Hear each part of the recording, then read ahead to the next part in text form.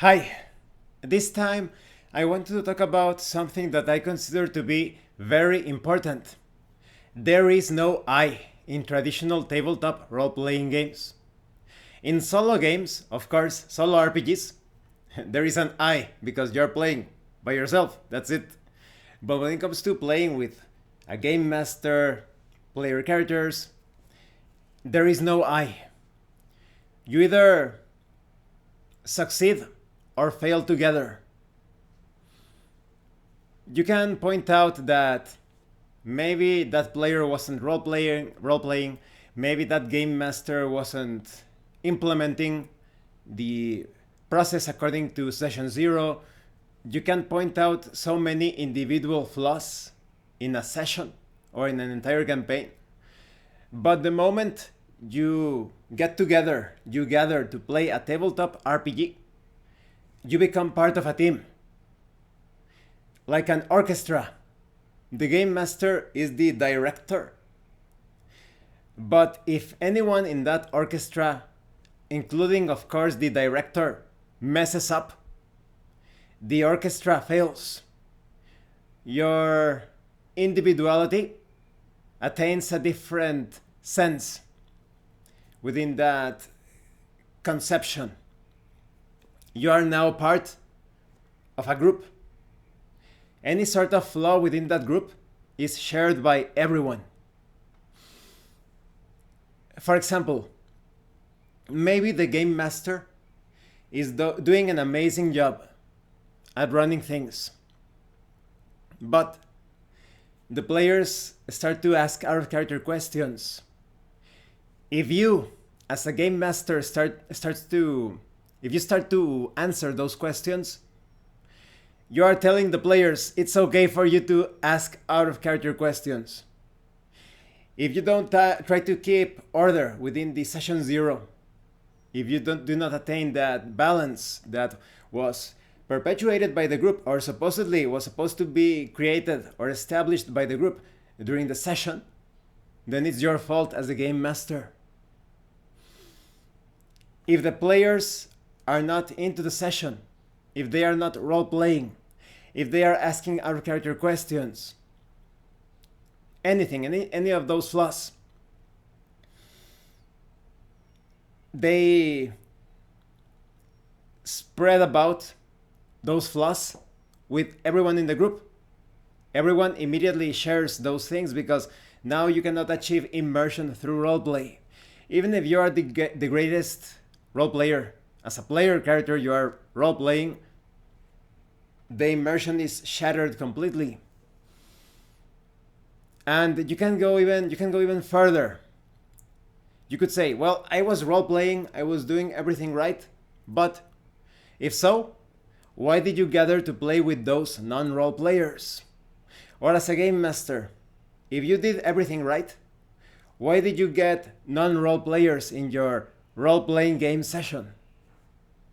So you could say that everything starts even before the session, during the betting process, during the selection of your players, during your selection of a game master. If you're looking for a game, really pay close attention to that game master. If he or she has actual plays, take a look at those actual plays. Talk with that game master first, see if that game master actually understands roleplay. The same thing for a game master.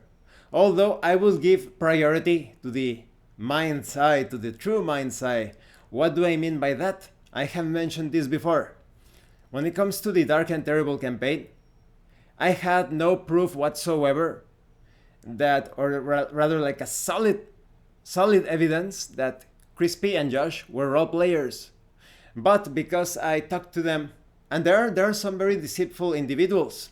I have actually thought a few people, like 2 or 3 people, I thought that they were role players, but later on they revealed their non-role player nature and their dishonest nature of presenting themselves as role players when they are not. And they are not interested in role playing. They want to present role playing as some sort of acting, as some sort of storytelling, as some sort of conversation, because they know that they fail at roleplay. So that's how they trick people. But in the case of Josh and Crispy, I also had like this instinct, this intuition that they were role players, and it proved to be correct. So it's a combination of both, in my opinion. You really need to sense people through, like I said, you can take a look at their actual plays, but also talk with them, try to see if they have integrity and coherence in the way that they communicate with you. That way you can understand if they are role players. The same thing happened with, I didn't have proof that Ryan was a role player, that Tyler was a role player, that Alberto was a role player, but I still, like I said, combining my conversation with them. In the case of Ryan, it was pure gut instinct. We had never talked before, but he said, I am a role player. And there was like this, use the force look, like this intuition that told me, yes, he knows how to roleplay. In the case of Tyler, I also combined it with what he had been talking about concerning Pathfinder. So it was like my intuition with his knowledge of role-playing in Pathfinder that also got me thinking he's also a role player. And in the case of Alberto, he expressed the great interest in participating in a session. He gave like a very brief description of that he watched my videos and that he was interested in role-playing. So taking all of those factors into consideration, I obtained those amazing role players. You can do that too. So whenever you run a session, if the session fails, it's the failure of the entire group.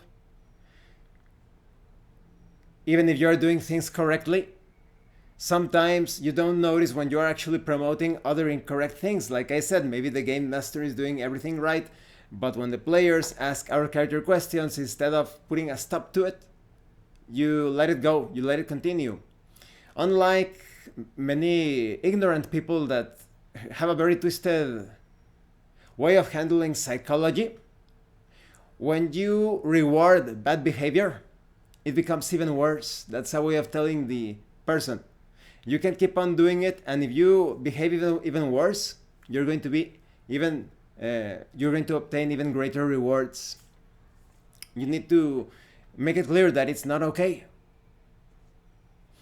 In the case of, it was a very minor thing, but in the case of the Super Smash Bros. Campaign, the moment when Ryan asked an out-of-character question, instead of me answering his out-of-character question and therefore establishing that it's okay to ask out-of-character questions, breaking the immersion, I corrected his way of obtaining information. I said, what Elroy wanted to say was, I look at the distance between the cloud and the metal shaft.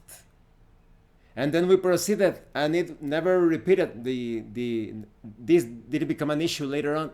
Ryan immediately understood that it was incorrect according to the social contract. And when it comes to our Session 0 and social contract, it's a very loose thing. Both in the Dark and Terrible campaign and the Super Smash Bros. Campaign, we only get together like 15 or 20 minutes before the session, and we talk things over, and that's our Session 0. That's it. Our social contract. So yes, I hope this video was informative and perhaps entertaining. Let me know your own thoughts on this, your own thoughts and comments. Thank you for watching my videos, and thank you so much to those of you that are going the extra mile to support the channel. If anyone else wishes to further support the channel, the information on how to do that will be in the description below. And remember, it is better to roleplay and fail in character than not to roleplay and fail as a player. Once again, thank you, and see you later.